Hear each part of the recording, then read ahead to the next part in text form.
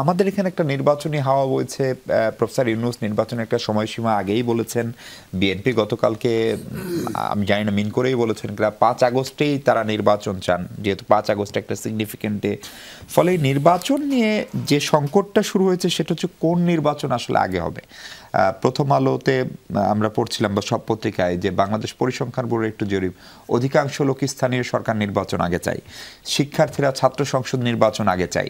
ফলে আপনি তো ছাত্র সংসদের ঢাকা বিশ্ববিদ্যালয়ের সবশেষ ভিপি, এখন ছাত্র সংসদ নির্বাচন, তারপরে স্থানীয় সরকার নির্বাচন, তারপরে জাতীয় নির্বাচন, এইটা হলে আসলে সমস্যাটা কি, নাকি এটাই হওয়া উচিত আপনি মনে করেন?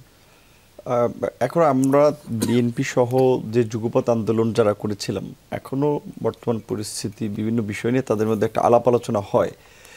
সেখানে একটা সমন্বিত আলাপ আলোচনার পাশাপাশি প্রত্যেক পার্টির কিন্তু একটা ইন্ডিভিজুয়াল মতামত আছে, ব্যক্তিরও একটা মত আছে। তো আমার ব্যক্তিগত মতের জায়গা থেকে আমি আমার এই অল্প বয়সের অভিজ্ঞতা এবং দেখার দৃষ্টিতে যেটুকু দেখেছি যে লোকাল ইলেকশন, সেটা বাংলাদেশের এই 53 বছর যদি নাও ধরি, পার্লামেন্টারি ডেমোক্রেসির 33 বছর ধরি, যেই গভর্নমেন্ট ছিল সেই গভর্নমেন্টের লোকেরা, প্রশাসন, নেতারা কিন্তু প্রভাবিত করে, সংঘাত তৈরি হয় এবং একসময়ের যে ভোট কার্যত একটা সংঘাতের রূপও নেয় অনেক জায়গায় লোকাল ইলেকশনে।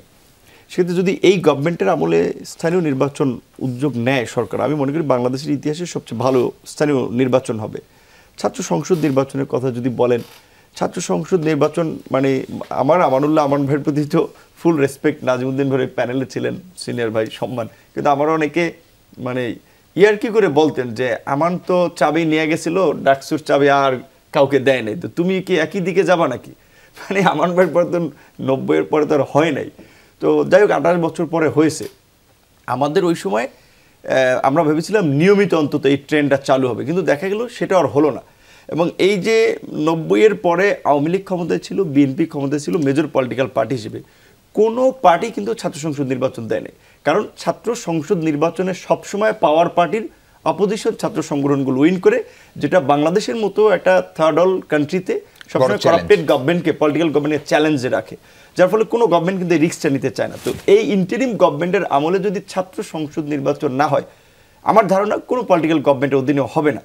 তাহলে এই যে আমরা একটা বিগ চেঞ্জের মধ্যে দিয়ে গেলাম। আমরা 36 জুলাই বলছি, জুলাই গণঅভ্যুত্থান বলছি, রাষ্ট্র সংস্কারের কথা বলছি, রাষ্ট্র মেরামতের কথা বলছি, তার যদি বাস্তব কিছু প্রয়োগ না থাকে, তাহলে মানুষ বরাবর যেভাবে 71-এ ধোঁকা খেয়েছে, 90-এ ধোঁকা খেয়েছে, সেই ধোঁকার মধ্যে দিয়ে আছে। তাহলে আমরা সাধারণ মানুষ যারা আম জনতা, তারা কি এই 15 কিংবা 20 বছর পর পর 52-তে নেমেছে, 71-এ নেমেছে, 90-এ নেমেছে, 2007-এ নেমেছে, ছাত্র সংসদ, স্থানীয় সরকার, তারপরে জাতীয় নির্বাচন। আমি মনে করি যে তরুণ নেতৃত্ব সৃষ্টি, সবাই তরুণদের কথা প্রশংসা করছে, নতুন রাজনৈতিক বন্দোবস্তের কথা বলছে, নতুন রাজনৈতিক সমঝোতার কথা বলছে। তার জন্য এই ছাত্র সংসদ নির্বাচন এবং লোকাল ইলেকশন এটা একটা ভালো প্রসেস হতে পারে যদি সরকারের পক্ষে সম্ভব হয়। কিন্তু এখানে একটা বিষয় মাথায় রাখতে হচ্ছে, সরকার 5 মাসে যে লেজে গোবর অবস্থা তৈরি করেছে, তাতে আমাদের সকলের শ্রদ্ধেয় ইউনূস স্যারের প্রতি যে সম্মান ছিল, কিন্তু তার সরকারের প্রতি এখন আর কিন্তু ওই আস্থা এবং ভরসাটা অনেকে রাখতে পারছে না যে সরকার যদি বেশি দিন ক্ষমতায় থাকে তাহলে দেশের পরিস্থিতিটা কোন দিকে যায়, এটাও একটা শঙ্কা।